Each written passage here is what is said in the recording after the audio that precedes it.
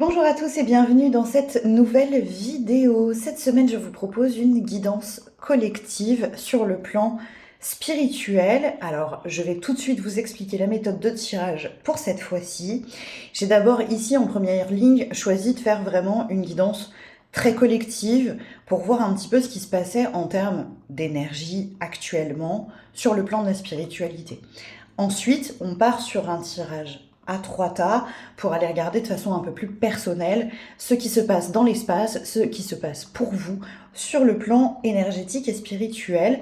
Donc en première ligne, on aura le tarot Rider-Waite-Smith qui est un incontournable qui ne se présente plus. Pour l'état ensuite individuel, à chaque fois, une carte de l'oracle de l'équilibre et des émotions de Géraldine Lamuse et Livia Caruso. Une seconde carte de l'oracle des énergies lumineuses d'Alicia Mollet, pour faire un petit peu le point pour vous, à titre personnel, ces deux cartes-là. Et enfin, une petite carte conseil avec l'oracle des paradoxes, l'oracle réalisé à la main. On démarre tout de suite avec les énergies collectives, ce qui se trame un petit peu en cette période de pleine lune en Lion. Voilà, bon ben ça c'est fait. Ok, bon, alors, c'est pas facile. Le mental est ultra présent, on a quand même un 10 d'épée.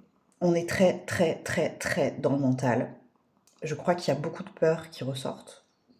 Et en même temps, paradoxalement, on se sent soutenu. C'est très particulier. Allez, j'y vais. Ce 10 d'épée, ici, vraiment, c'est le mental qui, clairement, bon, bah, la carte est assez claire, hein, je pense que vous la voyez, mais je vous la rapproche un petit peu. Clairement, on se prend des épées. Ces épées représentent notre mental. Donc, très clairement, le mental nous bloque. Le mental nous empêche d'avancer, voire il nous trahit, peut-être pour certains d'entre nous.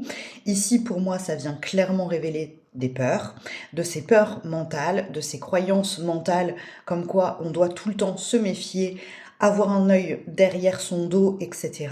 Bref, on est très dans un mental et pas de façon constructive, de façon assez évidente. Et ici, ces peurs, de mon point de vue avec un as de denier à côté, c'est des peurs d'abondance. C'est des peurs d'abondance. Les deux deniers qui tombent dans le tirage, que ce soit ici le 7 comme l'as, on est sur on ne voit pas notre abondance avec ce 7 de denier. On l'ignore, on le laisse pourrir, et ici on n'y croit plus. Pour moi, il y a des peurs en lien avec l'abondance qui freinent notre évolution spirituelle, alors que pourtant, avec ce 6 de coupe, pour moi, on l'a déjà bossé, cette peur. On l'a déjà bossé, on a déjà réussi à la stabiliser, on l'a déjà maîtrisée, mais on vient taper une étape supplémentaire. Quand je parle d'abondance, je rappelle ici évidemment que je ne parle pas forcément d'abondance matérielle, même si ça peut évidemment complètement être le cas.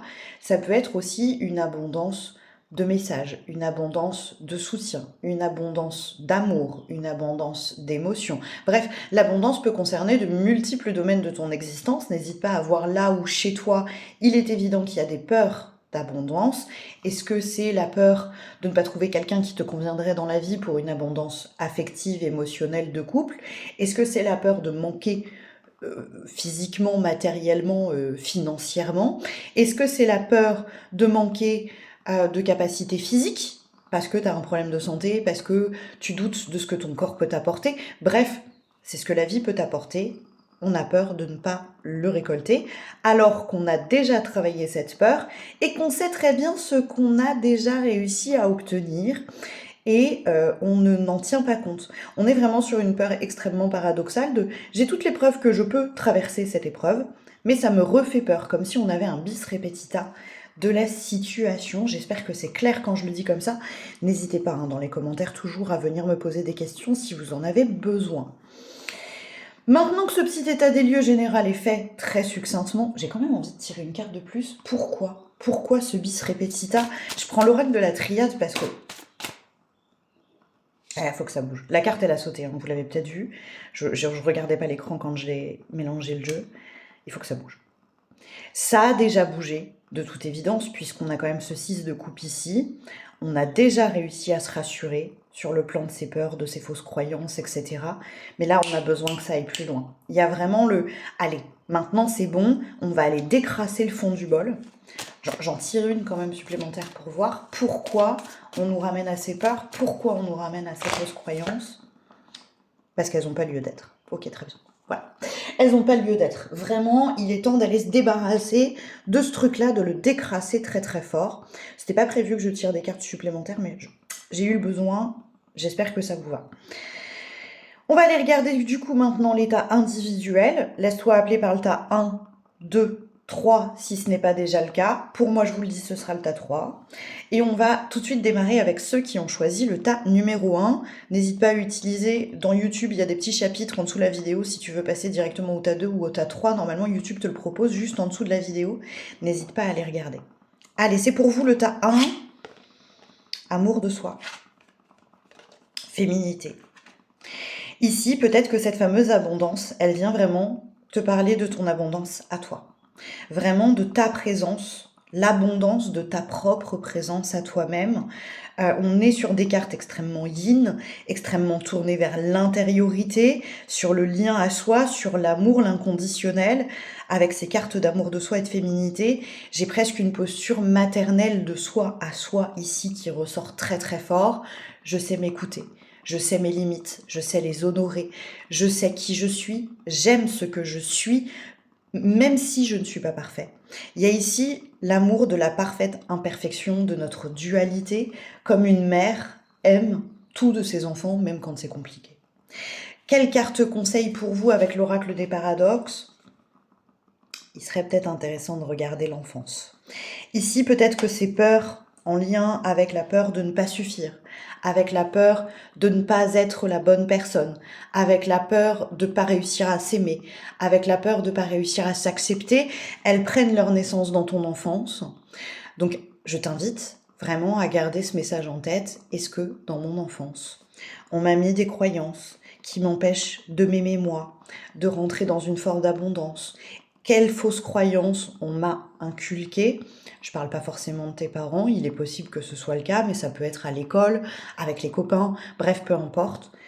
Où sont les fausses croyances que je me traîne depuis l'enfance, que j'ai déjà commencé à travailler, mais dont il est clairement temps que je me libère ?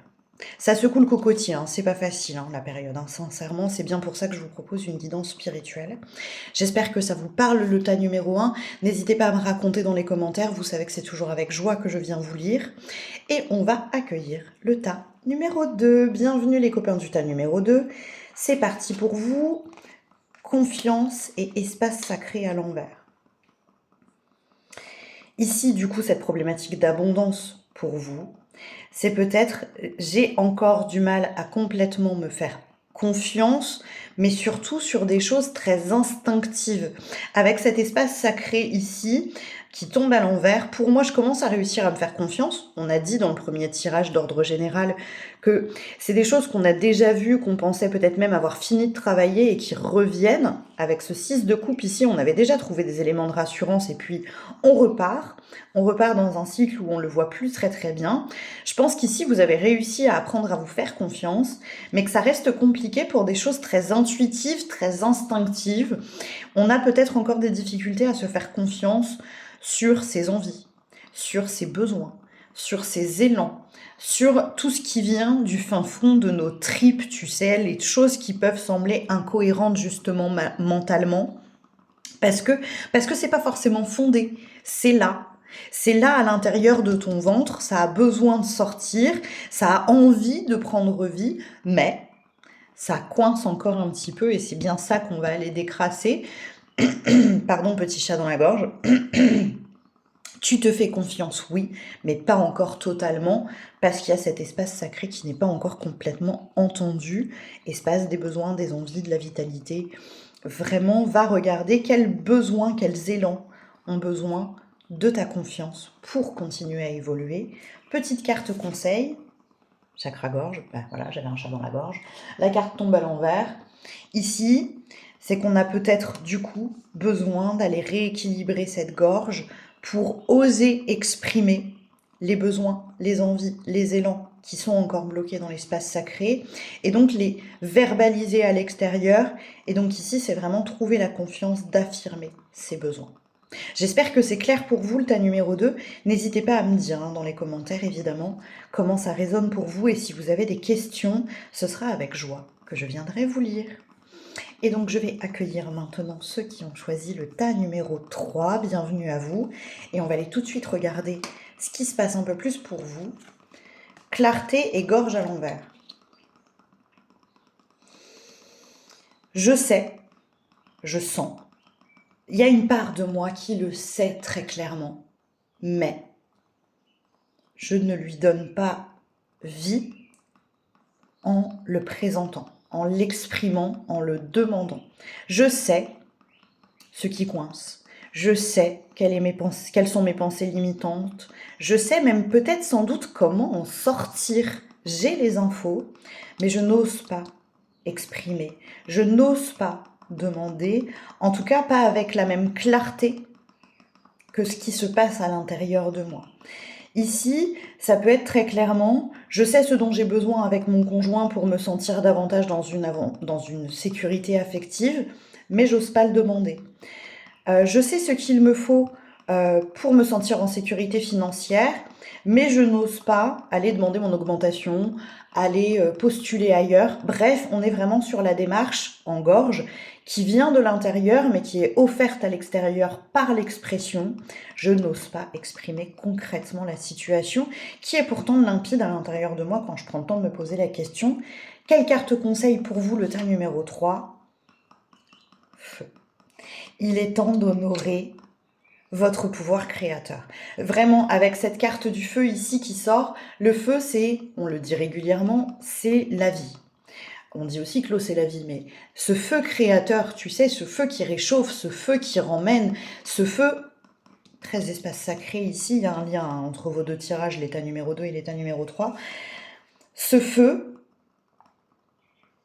il est temps de le lâcher et qu'il s'exprime pour qu'enfin la vision claire que tu as donne naissance dans la gorge à quelque chose qui se concrétise. On est presque ici, et pourtant vous savez que c'est pas ma came, sur une notion de je matérialise, je m'autorise à créer ma réalité en demandant, en exprimant, en manifestant, je m'autorise à créer.